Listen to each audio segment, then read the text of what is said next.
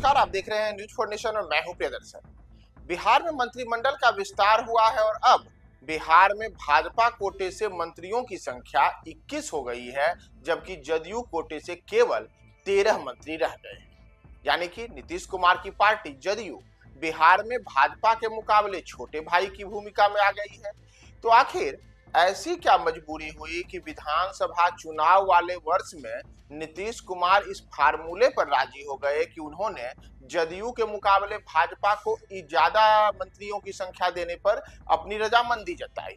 इसके पीछे कारण क्या रहा? ये तमाम सवाल पिछले 24 घंटे से लगातार बिहार ही नहीं देश के तमाम लोगों के जेहन में कौंध रहे हैं कि आखिर नीतीश कुमार ने यह शर्त भाजपा की कैसे मान ली कि उन्होंने जदयू के मुकाबले भाजपा को ज्यादा मंत्री पद देने पर अपनी रजामंदी जताई। और इतना ही नहीं, वह भी उस वर्ष में जब बिहार में विधानसभा के चुनाव होने हैं। विधानसभा चुनाव के लेकर के भाजपा, जदयू और अन्य जो एनडीए के घटक दल हैं, वह ज्यादा से ज्यादा सीटों पर चुनाव लड़ने को लेकर के अभी से ही अलग अलग किस्म की बयानबाजी कर रहे हैं। तो उन तमाम चीजों के बीच में एक ऐसा संदेश बिहार ही नहीं देश स्तर पर गया है कि बिहार में नीतीश कुमार की पार्टी जदयू भाजपा के मुकाबले छोटे भाई की भूमिका में आ गई है। तो आखिर ऐसा हुआ क्यों? तो हुआ क्यों? तो अगर हम उस पे आए तो आपको यही बता रहे हैं कि आखिर नीतीश कुमार क्यों इस फार्मूले के लिए तैयार हो गए कि बिहार में जो अब 36 मंत्री कुल मंत्रिमंडल में है, उसमें केवल 13 मंत्री जदयू से और 21 मंत्री भाजपा से हैं। इसके अतिरिक्त एक जो मंत्री हैं वह हिंदुस्तानी अवाम मोर्चा के संतोष सुमन है, जबकि एक मंत्री निर्दलीय सुमित सिंह है। तो आखिर यह फार्मूला क्या है? तो बड़ा सवाल है कि इस फार्मूले पर नीतीश कुमार ने रजामंदी कैसे जताई और जदयू को छोटे भाई की भूमिका में कैसे ले आई। तो आपको बताएं कि पिछले वर्ष यानी कि जनवरी 2024 में नीतीश कुमार ने महागठबंधन से नाता तोड़कर बिहार में भाजपा और एनडीए के अन्य घटक दलों के साथ मिलकर के सरकार बनाई। नीतीश कुमार ने खुद मुख्यमंत्री पद की शपथ ली, जबकि अन्य तमाम जो उनके घटक दल के अन्य अलग अलग सदस्य थे उनमें से अलग अलग लोगों को मंत्री बनाया गया। तो फार्मूला यह था कि जो बिहार में 243 सदस्यीय बिहार विधानसभा है, उसमें मौजूदा समय में जदयू के विधायकों की कुल संख्या 45 है। वहीं अगर हम भारतीय जनता पार्टी के विधायकों की संख्या देखें तो उनके विधायकों की संख्या 80 है।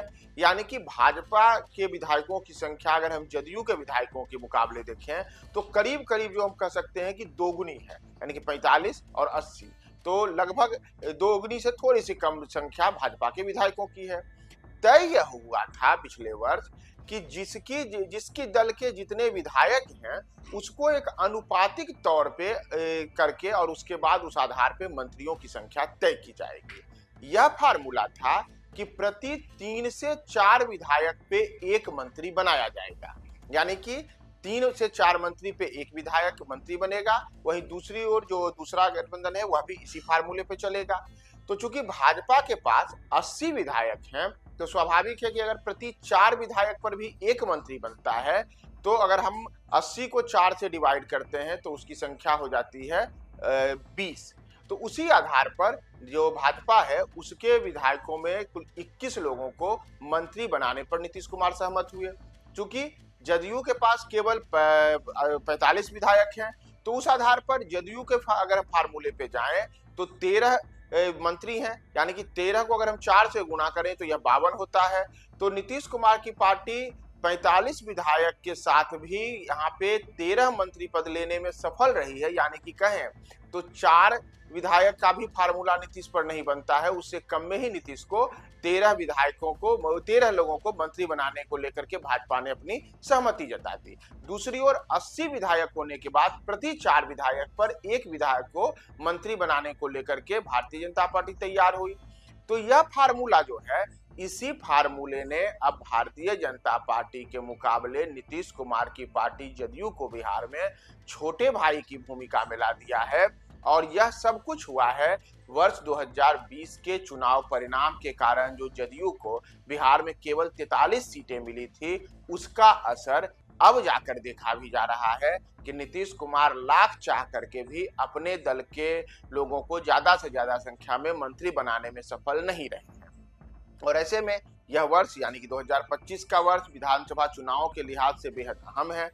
तो अगर हम बात करें वर्ष 2020 के 25 के चुनावों के पहले, तो एक दौर यह भी था कि नीतीश कुमार का बिहार में जलवा हुआ करता था। जैसे 2005 के अगर हम विधानसभा चुनाव की बात करें, तो जो फरवरी 2005 के चुनाव में बिहार में किसी भी दल या गठबंधन को बहुमत नहीं मिला था, तो उसके बाद जब अक्टूबर 2005 में फिर से बिहार में चुनाव हुए, तो उन चुनावों में हमने देखा था कि 139 सीटों पर चुनाव लड़कर जदयू यानी कि नीतीश कुमार की पार्टी ने 139 सीटों पर चुनाव में उम्मीदवार उतारे और 88 सीटों पर उनके उम्मीदवार जीतने में सफल रहे थे। इसी तरीके से जो भारतीय जनता पार्टी है, वह भारतीय जनता पार्टी भी उस चुनाव में बड़े स्तर पर जीत हासिल करने में सफल रही थी, लेकिन जो जीत का आंकड़ा था वह जदयू के मुकाबले भाजपा का बेहद कम था। उस चुनाव में जदयू के साथ ही चुनाव में उतर करके बीजेपी ने 102 सीटों पर चुनाव में अपने उम्मीदवार उतारे और केवल 55 सीटों पर जीतने में भाजपा को सफलता मिली थी अक्टूबर 2005 में। और इसके बाद जब वर्ष 2010 में फिर से विधानसभा के चुनाव हुए, तो उस चुनाव ने तो बिहार में नीतीश कुमार की आंधी को हम सब ने देखा था कि जब उस चुनाव में नीतीश कुमार का ऐसा जलवा देखने को मिला था कि बिहार में जो 243 विधानसभा की सीटें थी, उसमें से 206 सीटों पर भाजपा और जदयू के उम्मीदवारों ने जीत हासिल की थी और खुद अकेले जदयू के 115 विधायक जीते थे, जबकि भाजपा के विधायकों की संख्या भी 2005 के 55 के मुकाबले बढ़कर के 91 हो गई थी। तो उन दोनों चुनावों के मुकाबले बाद के वर्षों में यानी कि 2015 और 2020 के चुनाव में नीतीश कुमार और भाजपा के बीच में जो तनातनी की स्थितियां देखने को मिली, उसका नतीजा हुआ था कि 2015 के विधानसभा चुनाव में नीतीश कुमार की पार्टी को बड़ा झटका लगा था और लालू यादव की पार्टी आरजेडी और कांग्रेस के साथ मिलकर के उन्होंने बिहार में जदयू को चुनाव मैदान में उतारा और तब केवल 71 सीटों पर ही जदयू के कैंडिडेट्स बिहार में चुनाव जीत पाए थे। यानी कि एक और जहां 2010 के चुनाव में 115 विधायक जदयू से जीते थे, तो 2015 के चुनाव में वह केवल संख्या 71 पर सिमट गई और फिर 2020 में तो स्थिति आई कि 43 सीटों पर भारतीय जनता पार्टी के मुकाबले जदयू आ गई। यानी कि जदयू जो है बिहार में लगातार 2015 और 20 के चुनाव में पिछड़ते गई और जहां 2010 में जो जदयू के लिए कह सकते हैं कि स्वर्णिम स्थिति थी कि जब जदयू के 115 विधायक जीते थे, तो वहीं आज स्थिति हो गई कि 2020 में 43 विधायक ही जदयू की ओर से जीत पाए। बाद के अलग अलग चुनाव में जो जदयू में अलग अलग जगहों पर उपचुनाव में जीत हुई, तो अभी मौजूदा समय में जदयू के विधायकों की संख्या 45 है। यानी कि जदयू का लगातार जो ग्राफ है वह बिहार में पिछले 10 वर्षों में गिरता रहा है और यह गिरते हुए ग्राफ का नतीजा है कि भारतीय जनता पार्टी के मुकाबले जदयू अब बिहार में छोटे भाई की भूमिका में न केवल विधायकों की संख्या के तौर पे है, बल्कि मंत्रियों की संख्या के तौर पर भी है, क्योंकि प्रति 4 पे 1 मंत्री वाला फार्मूला भारतीय जनता पार्टी के लिए जहां 21 लोगों को मंत्री बनाने का रास्ता साफ कर दिया है, तो वहीं जदयू केवल 13 मंत्रियों के सहारे ही अब अपना मन महसूस करके मंत्रिमंडल में शामिल है। तो आगे आने वाले विधानसभा चुनाव में अब आगे क्या होगा, हम आपको यह भी तमाम अपडेट्स बताएंगे। बने रहें न्यूज़4 नेशन के साथ।